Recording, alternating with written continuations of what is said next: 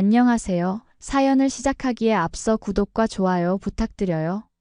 감사합니다. 사연 시작해 볼게요. 저는 나름 넉넉한 가정 환경에서 자랐어요. 부모님은 특별히 부유하지는 않았지만 저희 가족에게 필요한 것들은 항상 챙겨주셨죠. 아버지는 중소기업 회사원이셨고 어머니는 동네 작은 미용실을 운영하셨어요. 두 분 모두 성실하게 일하셨고 저와 남동생을 사랑으로 키우셨습니다. 저희 집은 늘 웃음소리가 끊이지 않는 화목한 가정이었어요. 대학을 졸업하고 취직을 했을 때 부모님은 정말 자랑스러워 하셨죠. 제가 들어간 회사는 중견 광고 대행사였어요. 업무는 고되었지만 좋은 동료들과 함께 일하는 것이 즐거웠습니다. 그리고 그곳에서 제 인생의 반려자를 만났어요. 김준호, 지금의 제 남편이죠. 준호는 디자인팀에서 근무하고 있었어요. 처음에는 프로젝트를 같이 하면서 알게 되었는데 그의 성실함과 따뜻한 성격에 자연스럽게 마음이 끌렸죠. 야근하는 날이면 항상 저를 배려해주고 힘든 일이 있으면 먼저 나서서 도와줬어요. 그렇게 우리는 1년 정도 회사에서 연애를 하다가 결혼을 결심하게 되었습니다. 결혼 준비를 시작하면서 처음으로 준호의 가족들을 만났어요. 그의 아버지는 무뚝뚝하시지만 따뜻한 분이셨고 어머니는 첫 만남부터 뭔가 불편한 기운이 느껴졌습니다. 억지로 웃는 듯한 표정으로 저를 맞이하시는데 눈빛에서는 경계심이 느껴졌어요. 첫 만남에서 시어머니는 계속해서 제 가족의 재산 상태를 캐내는 질문을 하셨어요. 불편했지만 예의를 갖추려고 노력했습니다.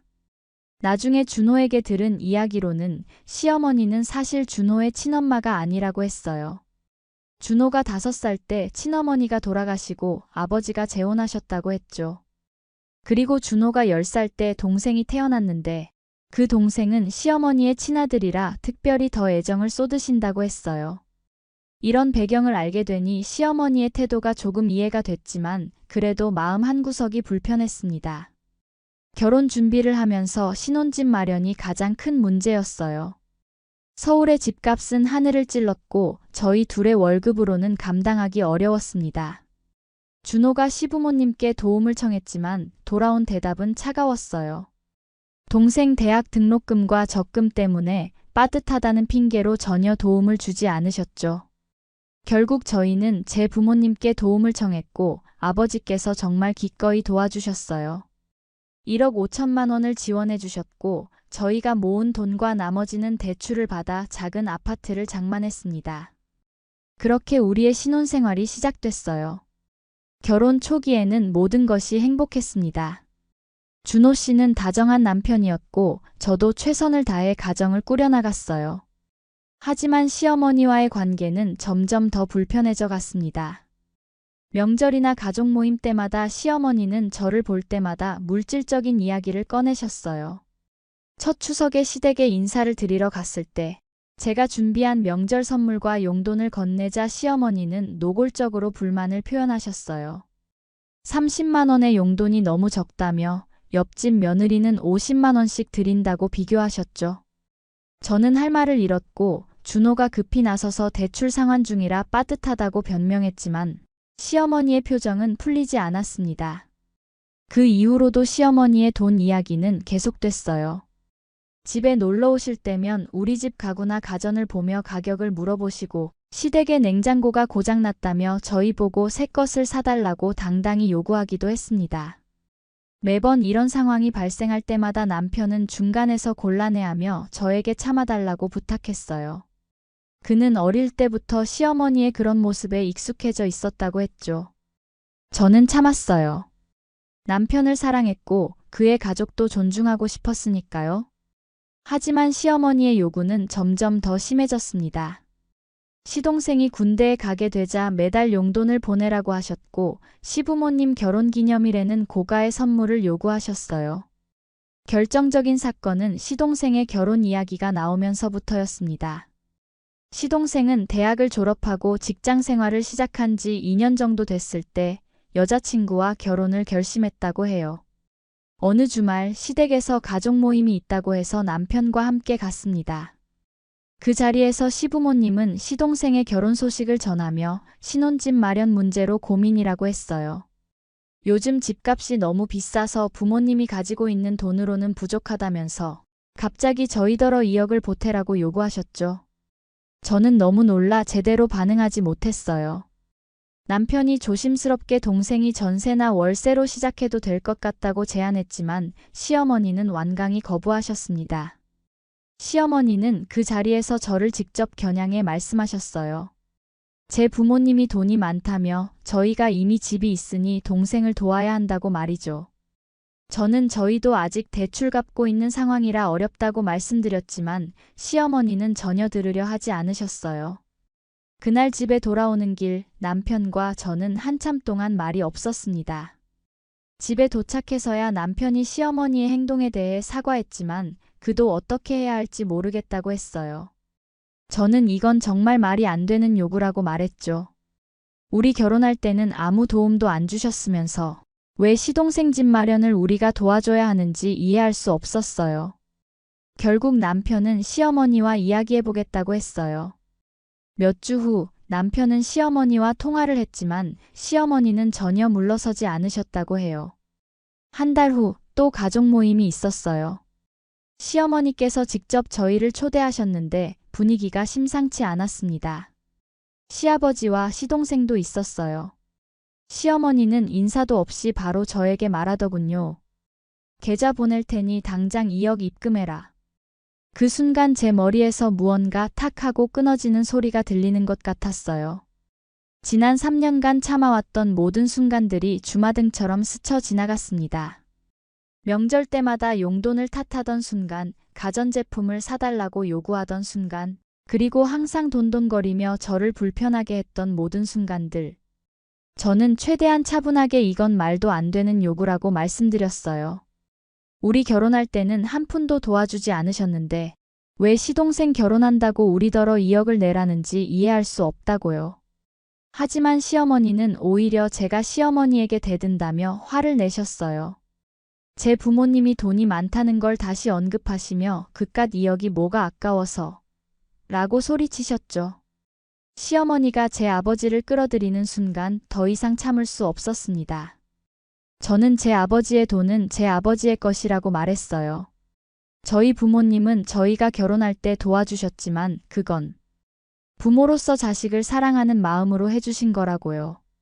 반면에 시어머니는 우리 결혼할 때 아무것도 도와주지 않으셨으면서 지금 와서 시동생 결혼한다고 우리더러 2억을 내라는 건 말이 안 된다고 말했습니다. 그러자 시어머니는 자리에서 벌떡 일어나 저를 손가락으로 가리키며 소리치셨어요. 너 같은 며느리는 처음 봤다며 돈을 안 주면 남편과 저를 가족에서 내쫓겠다고 협박하셨죠. 그 순간 더 이상 참을 수 없었어요. 저도 모르게 일어나 시어머니의 멱살을 잡고 네 아들 네가 챙겨. 미친 거 아냐? 라고 소리쳤습니다. 제 입에서 나온 말이 저도 놀랐지만 이미 참을 인내심은 모두 바닥난 상태였어요. 방 안은 순간 정적에 휩싸였어요. 시아버지는 놀란 눈으로 저희를 바라보고 계셨고 시동생은 고개를 푹 숙인 채 아무 말도 하지 않았어요. 그때 남편이 천천히 일어나 제 옆에 섰습니다.